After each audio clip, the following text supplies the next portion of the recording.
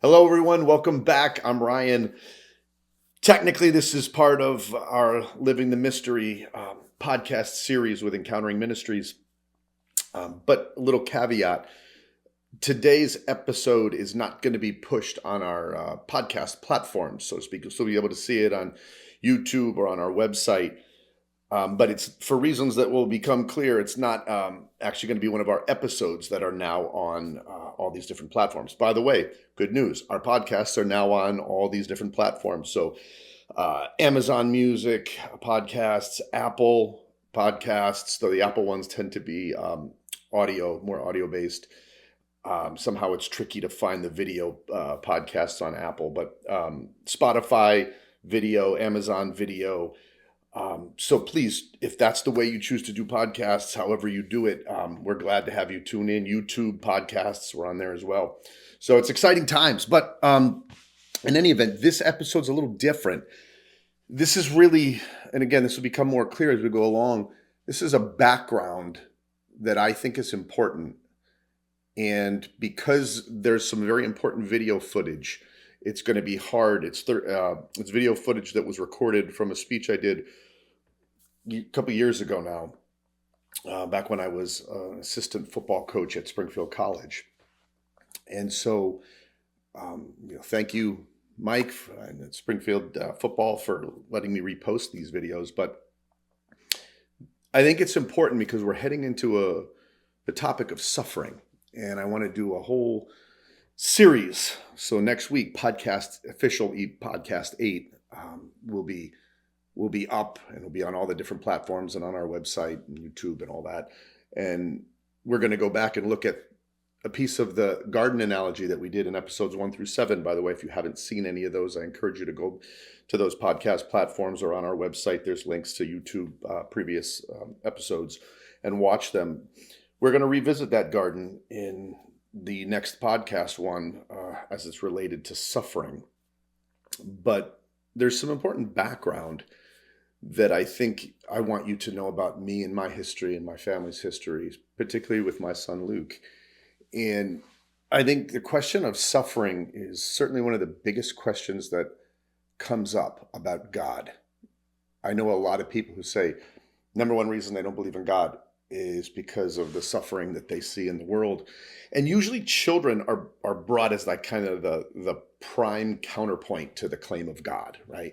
Like when children suffer, and I think it's because people tend to view children with a certain degree of innocence. It's almost as if, I don't think we say this consciously, but it's almost like in the background we think sooner or later we're going to get it for our mistakes, right? But children, they're innocent, right? So that's, I think, why that example's continually used. And just because there's something, not only the innocence, but they have their whole life ahead of them. And so when children suffer and when children pass away, it raises a lot of questions about faith that are really hard for people to wrap their heads around. And it almost, I think, for a lot of people leaves either God doesn't exist, or if he does exist, he's cruel.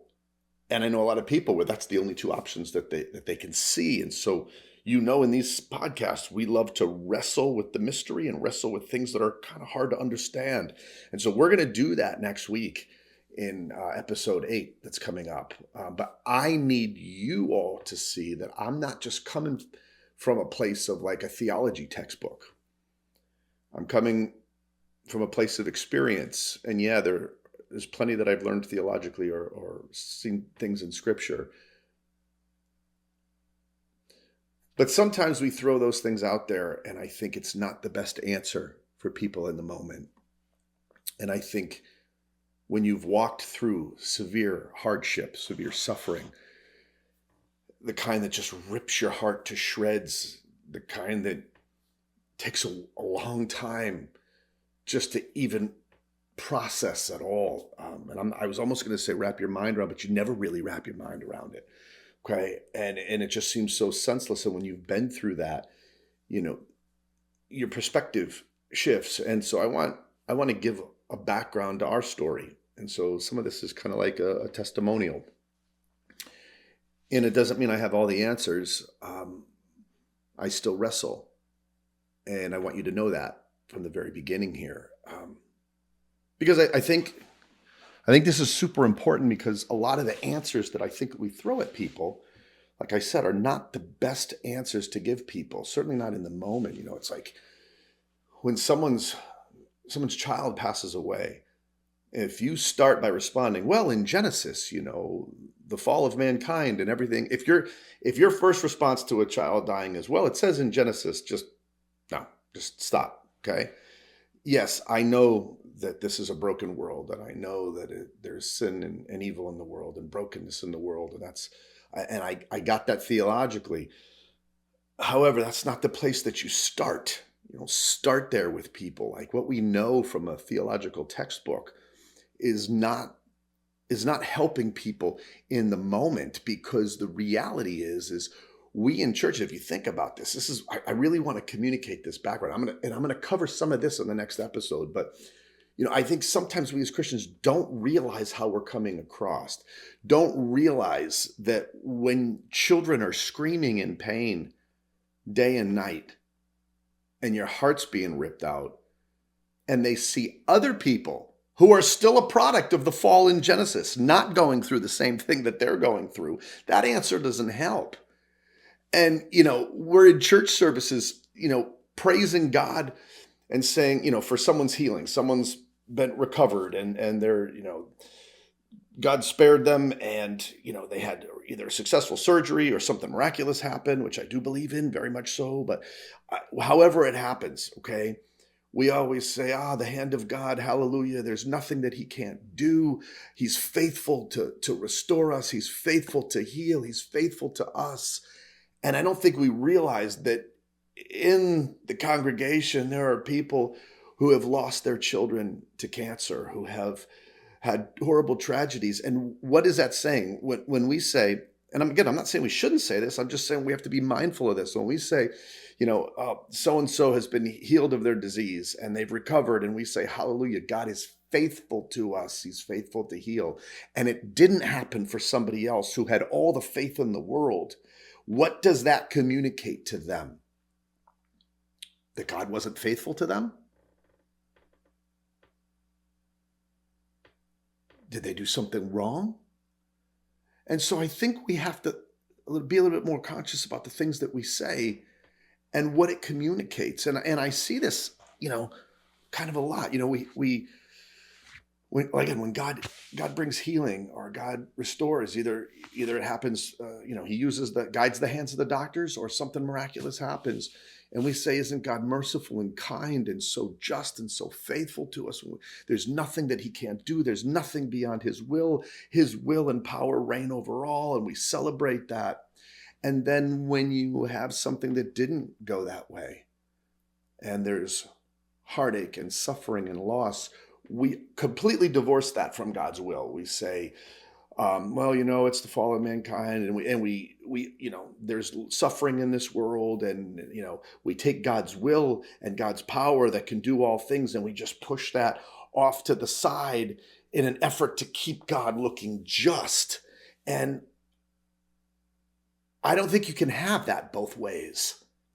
You can't have, when somebody finds healing in their life, God's will has been done and his reign, and there's nothing he can do, and God's faithfulness is right there. And then when it doesn't go that way, say, this has nothing to do with God. This is just the result. You can't have both ways. Okay. And I'm saying this, because one, I don't think how ridiculous we sound sometimes to an unbeliever, an atheist, or someone who's wrestling for real questions and seeking real answers.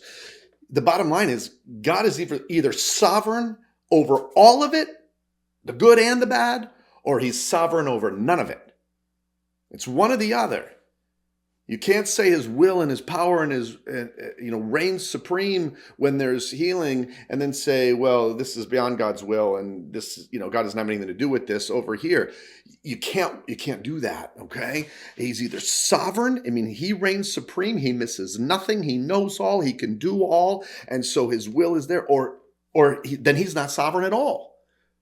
And I very much believe that God is sovereign.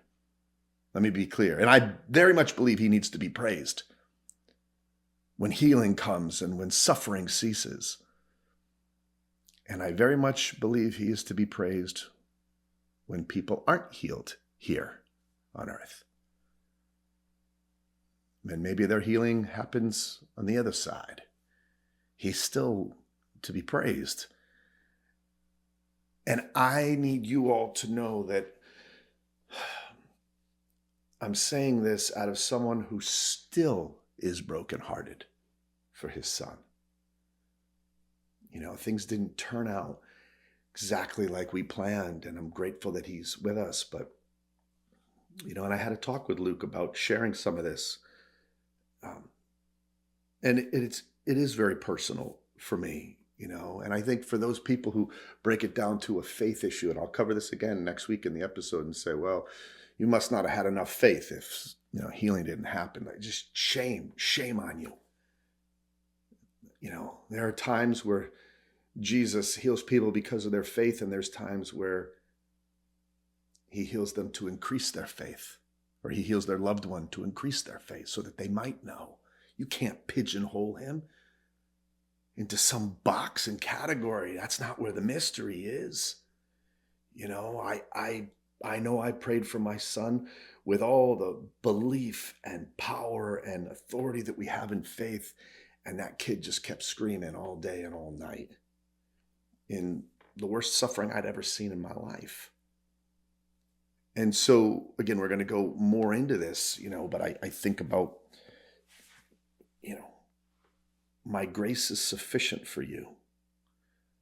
That's what the Lord tells Paul when he has this thorn in the flesh that torments him. Okay, and people have different feelings. Again, we're going to talk about this next week, and I know it's not the point of this video, but I just want to say it and get us the pump priming. Everybody has a different view on what they think that thorn in the flesh is. And some people say, well, it didn't get healed because it was a spiritual attack. Listen, if you believe that healing happens because of the blood of Christ, that healing, that wholeness, right? The word even shalom, peace, really means like wholeness that Christ restores is spiritual as well as physical, as well as emotional. That's the whole thing. So you can't just get around it that way. All right. But I've been eager to talk about this subject because it's so important and asked so much.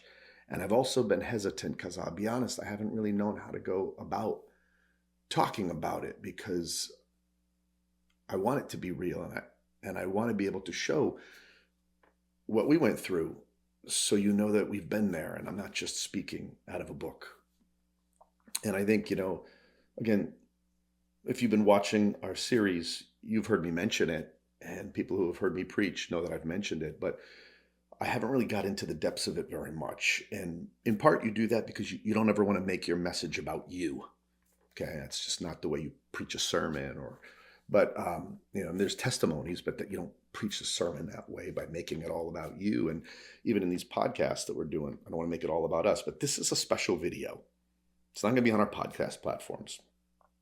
Again, the videos that I'm going to use in this don't translate into those platforms very smoothly. So we'll provide a link to it again next week, but I want you to hear this background and know a little bit about where we're coming from. Because no, not everything is resolved the way we had hoped. And even when I wrote a book about the first time my son was diagnosed with cancer, called Imperfectly Perfect, finding the hidden hand of God in suffering. And the things that I learned after my son was first diagnosed with cancer, and I wrote in that book, I didn't realize at the time I wrote it how important those concepts and understandings were going to be when he relapsed and literally hell on earth broke forward. I didn't know how important the things that I wrote that I had learned the first go around would be when he relapsed, when he got meningitis on top of it, when they didn't even know, there's not even a protocol history on how to deal with the two things that he was dealing with. I think there was only one other person who's ever had rathia meningitis and leukemia at the same time. And I don't believe that other person survived. I'm pretty sure of it, actually. And, he had no immune system, no white blood cells, so he couldn't fight the infection. And the hospital missed it for a little bit because they didn't want to tap his spinal fluid and risk taking an infection that they knew was somewhere, but they couldn't find it in the blood. They're like, it's somewhere. He has fevers, and they didn't want to risk it going into the spinal fluid, so they never tested the spinal fluid because he could go like this, which is kind of like the layperson's, quick meningitis test. Because if you're swelling in the back of your head, you can't do this. And then after screaming agony for a week, they tested and it was everywhere. And they're like, oh, he has no white blood cells from the chemo. So he has no inflammatory response. So of course he can do this. All he was just doing was screaming about pain in his eyes. And by then it was everywhere. And it did a lot of damage in his head. And it was just brutal. It was just awful. They had to bring his white blood cells up fast enough to fight the infection because he was on death's door, but slow enough that he wouldn't hemorrhage and die once the inflammatory response hit. And the only way they could make sure they weren't losing him was to keep him awake at some level, conscious, so they could do neuro checks. And he just screamed all day and all night. And I was by his side. And after days of not sleeping, you'd almost fall asleep and he'd just cry out, "Daddy, help me, Daddy, help me." It was just the most brutal thing I'd ever seen in my life. "Help me, Dad, help me." And all day and all night. And I'm not going to lie to any of you, I was on the verge of a breakdown. I just couldn't take it anymore. It was days, it was like a week of that. And finally they got to the point they could sedate him. And then when he woke up, he had so much damage in his head. They had, over a dozen neurosurgeries just to try to open pathways. He ended up continually swelling in his head, and he ended up having a stroke. And then once they finally got it stable enough to put a shunt in, all the cysts that had formed kept breaking down and reforming and breaking down and clogging the shunt. And we'd be racing him for emergency surgery before we lost him. Oh, it was on death's door over and over and over again, and in pain and suffering over and over and over again. And after about 18 months, I thought we were never getting out of the hospital. And then he relapsed leukemia again because of the complications and ended up having a bone marrow transplant. And there's little miracles along the way in this story too. I was his donor. I was 100% match for my son, which is rarely ever even heard of, because you get 50% of your DNA from one parent and 50% from the other. And so the little miracle, right? The 50% I gave him, and then my wife gave him 50% that matched my other 50% I didn't give my son in his bone marrow at birth. So I ended up being 100% match. If that went over your head, Google it later, but it was a miraculous thing that I was 100% match. It was a little blessing in there. And then he got pneumonia after that and almost didn't make it through that. And now he has some severe disabilities that are hard for him emotionally. There's still a whirlwind going on. And so, I'm going to say there's one other thing about this family background, and then I'm going to give you a question that's raised in a conundrum, if you will, in theological circles to think about. And I'm going to show you the video of the speech I gave to the football team at Springfield College. It's not a Christian video in the sense that I'm not addressing the faith community. I'm speaking to a football team about, persevering. But it'll give you the background that you need to see and to know so that we can talk about it through the lens of faith. But before I get into it, I just want to tell you, there was this amazing moment that happened with the birth of my second child, Caleb, where while he was still in the womb, being formed in the womb, my wife started to get very severe pains and knew something was wrong. We went to the emergency room and they did whatever imaging they had to do. I don't remember what it was, probably an ultrasound or something, and found that there was a clot that was strangulating the fetus. And so they said, child, this baby's not going to survive. You'll pass probably tonight. It'll be tonight. And my wife was devastated. I was devastated. And she said, how am I going to know when it's happening? When I'm losing the baby, how am I going to know? And the doctor said, you're going to feel these intense cramps come on. Intense, it's going to be, it's going to be very uncomfortable. I'll just put it that way, and you'll know. And we left the hospital devastated. And we went back. I was in seminary at the time, my graduate studies, and we saw. I remember she was laying down on the couch, and she was tearful, and I was too. And all of a sudden, in that night, she started to have it. She says, "It's happening! It's happening!" And she starts yelling, and whatever went on, whatever cramping goes on, I don't know the ins and outs of it, but she knew it was happening, and she started yelling, and something came over me. I can't even explain it, where I had utter calm, and it's like you're not robotic, but I almost knew this was not what was happening. And I placed my hand on her, and I said a prayer to be healed. And I had never done something like that at the time with that much like boldness, like I just knew. And I got up and walked away.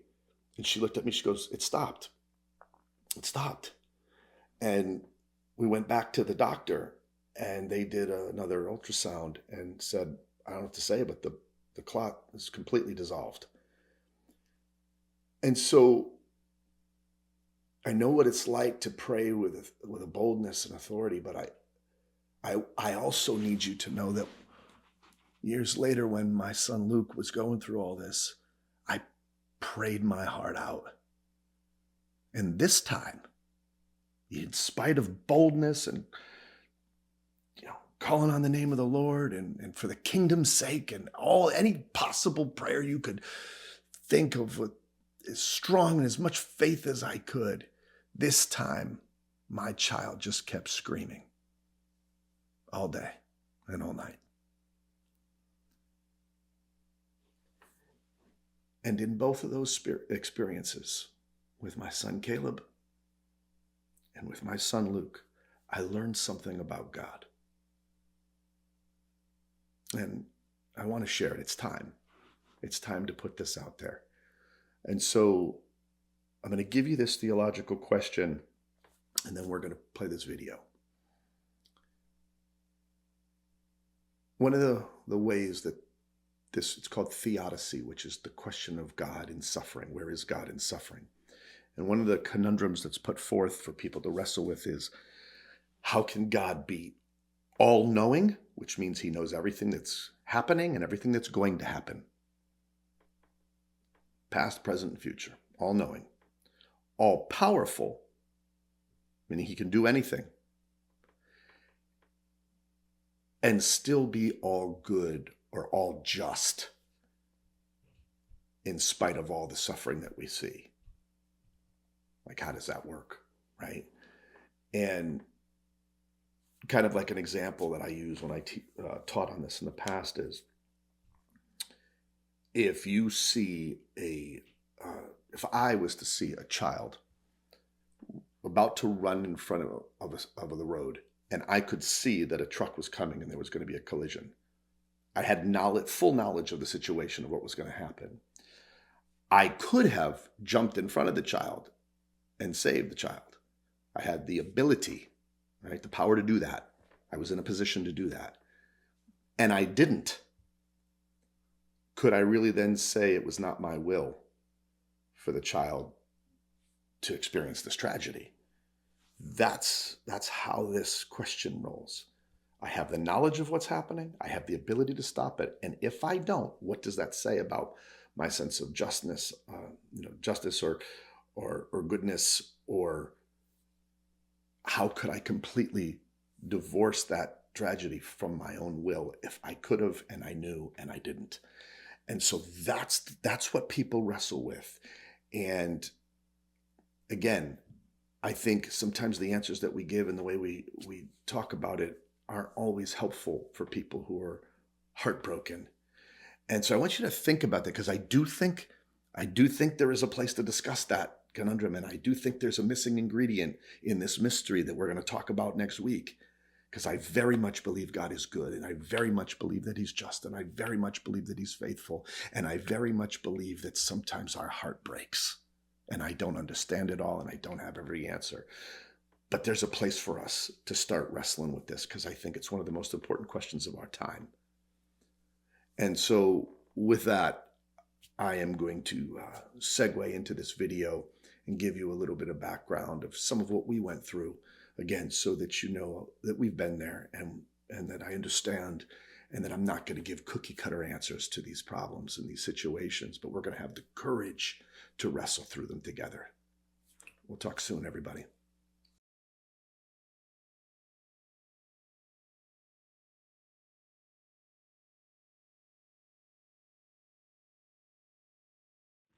One of the things that we're doing is teaching people to be vulnerable and to be honest, so that when we share and we're vulnerable and we see where our hang-ups are, where the things that we struggle with, then people can not only rally around us, but celebrate with the victories.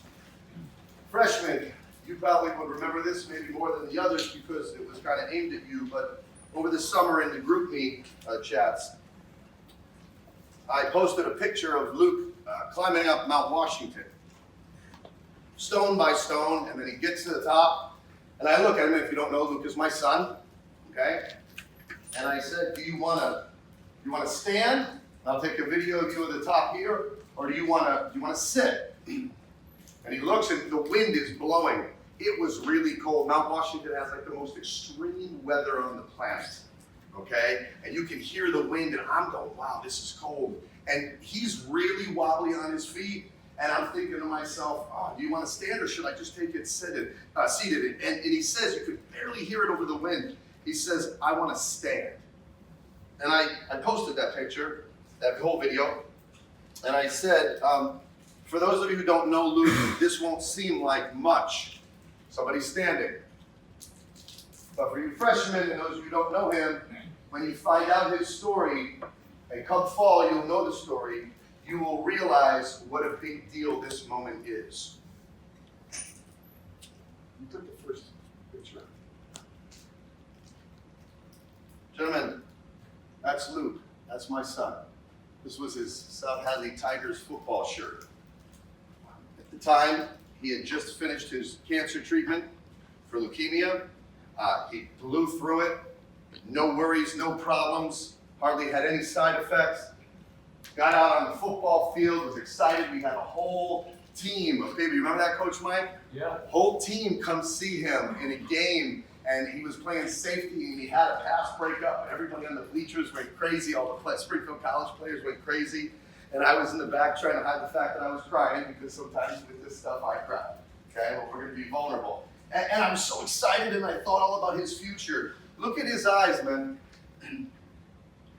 He didn't have any idea what was coming next. None. In life, you don't have any idea what's coming next sometimes. What do you see in his eyes? You see hope for the future. You see a kid who's wanted everything he can be. You see a kid who's proud to wear his football jersey.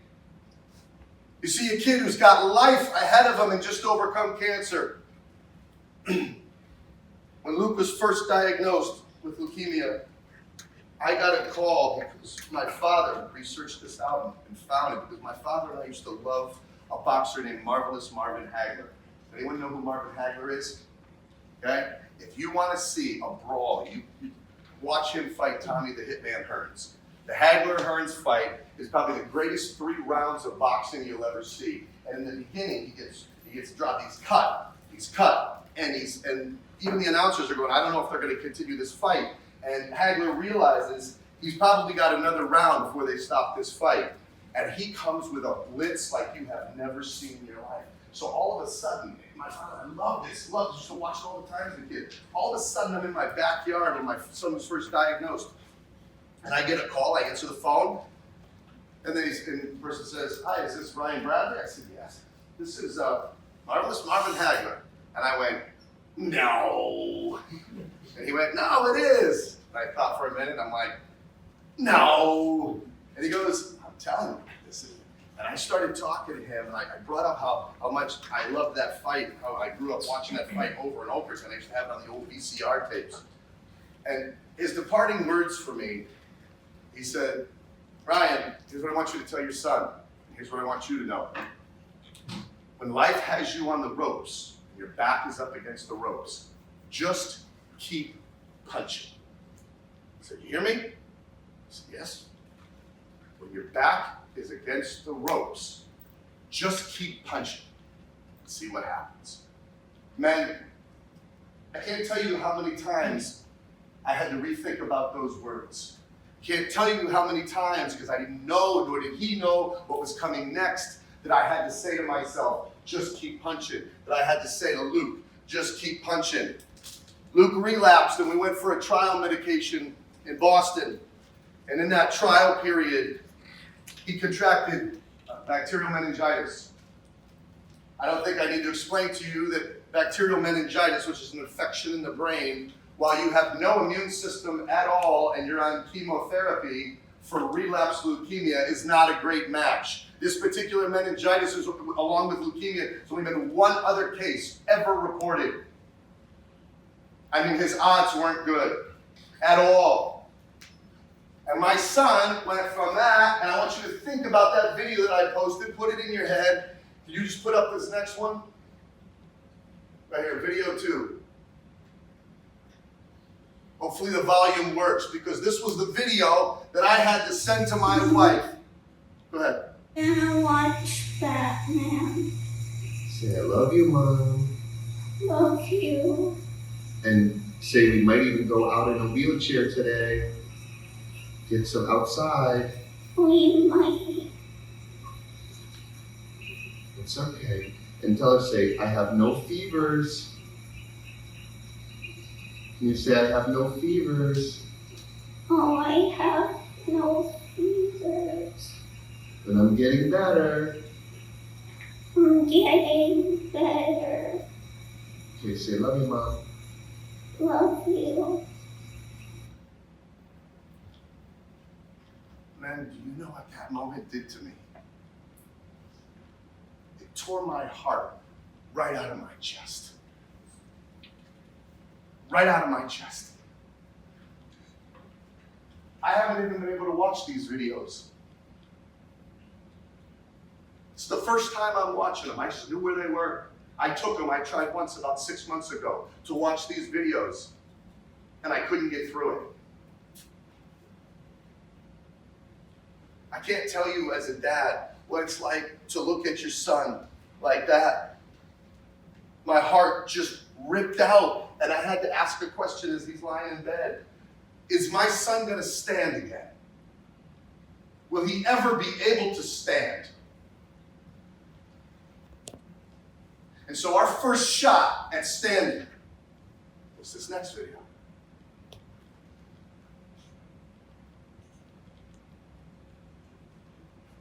Strapped to a bed.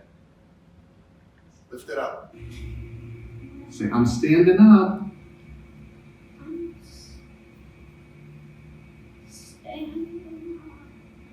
Woo! Look at this kid. He's holding himself up great.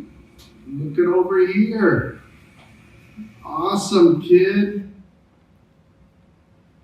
Here's my son's first chance at standing up.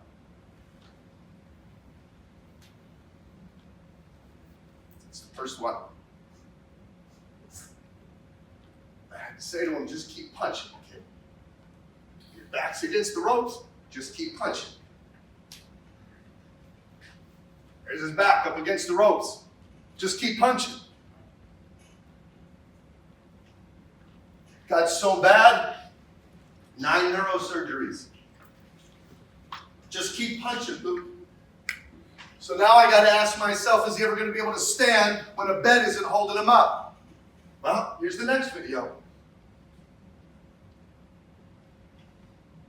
I just want you to Keep going, Mark. I'm trying to get her up. Sometimes that's the hardest. Stop. Try to straighten this like that. Yeah. Try to pop in. No. There you Right go. there, he was going to fall. And Watch so what try he to does. squeeze your bum and straight. Oh, that was perfect. Awesome, Luke. Great. He's fighting. Now, Just keep punching, Luke. Just keep punching, because you know what? Then I got to, you didn't know you were watching film tonight, did you? And I got to ask myself, is he ever going to be able to stand without somebody holding on to him? That's the next question I got to ask. And what do I get to say? Just keep punching, Luke. Go to the next video.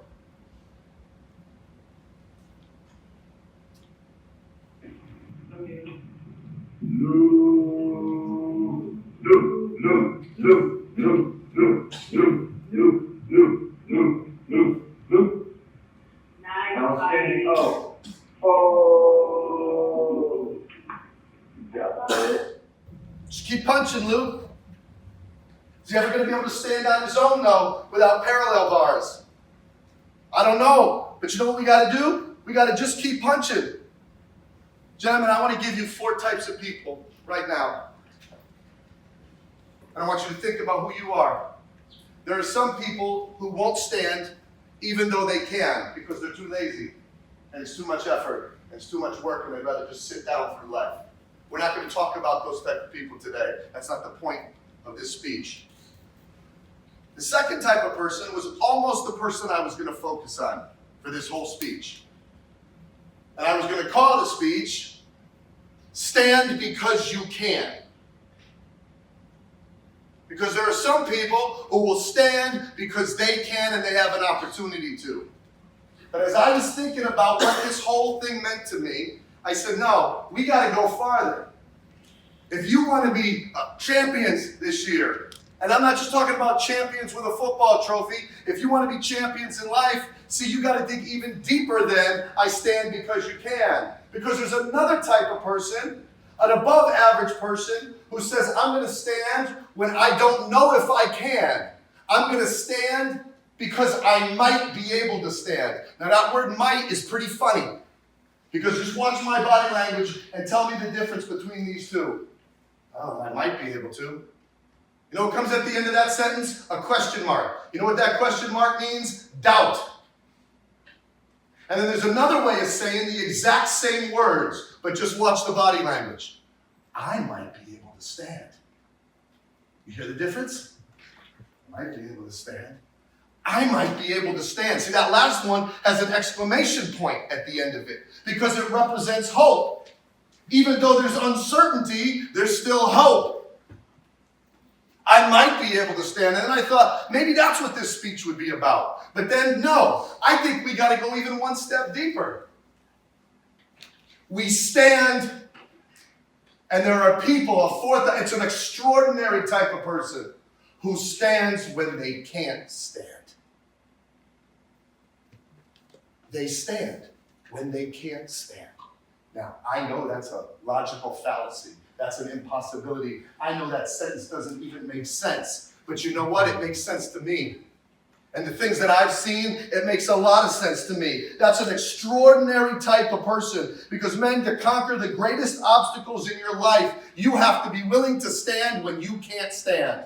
And now look, I know I used to have a very common coaching phrase. You hear it all the time in coaches that says, we don't say the word can't around here. How many people have heard people say to them, don't ever use the word can't? You know what? I used to use that word. I don't use that word so much anymore. I did it once just about a couple days ago when I caught myself. You know why I don't use it? Because when you're holding your son in your arms and he's bawling his eyes out because he can't play football, I am not going to look at him and say, yes, you can. There's no such word as can.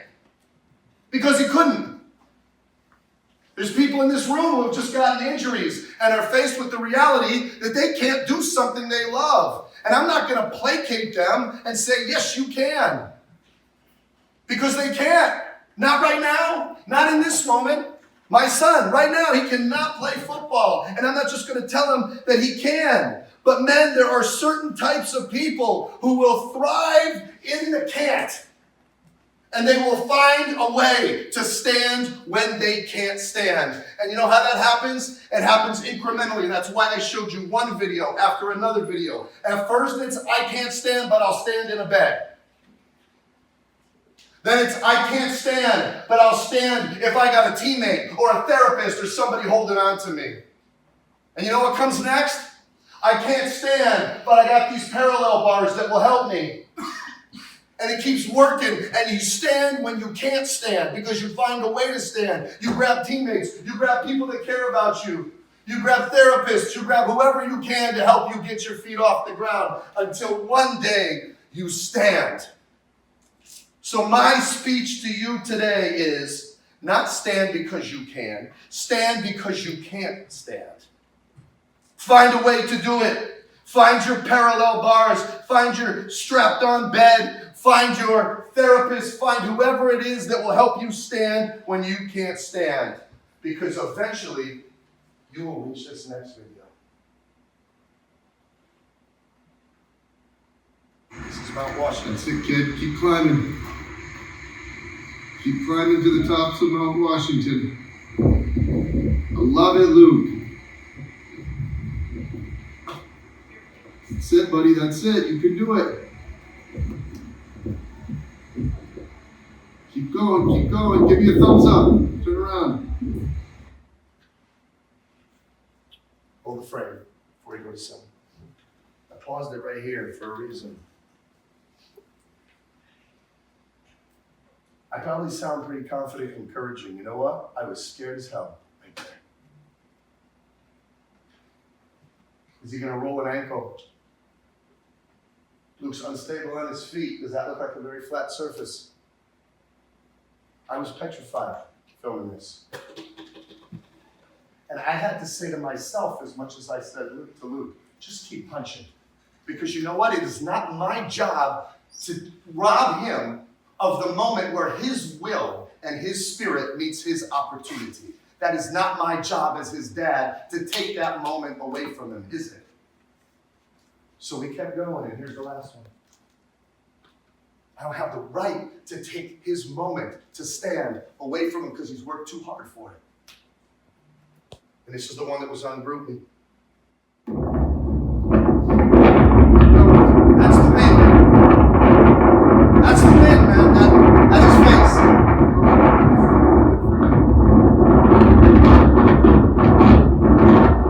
Almost to the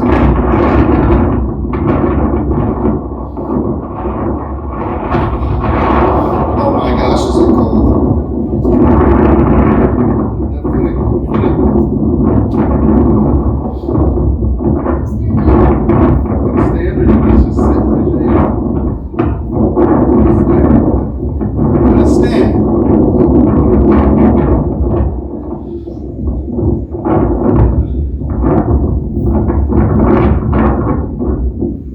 That's it. Raise your hands. Give me a big Take a look. You know that picture I had you look at the beginning? Strapped up on a bed? You stand because you can't stand. Not because you can. Anybody can stand because they can. Not everybody can stand because they can't stand. And that will make all the difference in your life. The greatest of overcomers will find a way to do what they can't do, and it's not because can'ts don't exist. It's because their will and their spirit do exist. It's because miracles exist. To find a way to flip the script and take a I might and say I might. To just keep punching and make your can't your I can.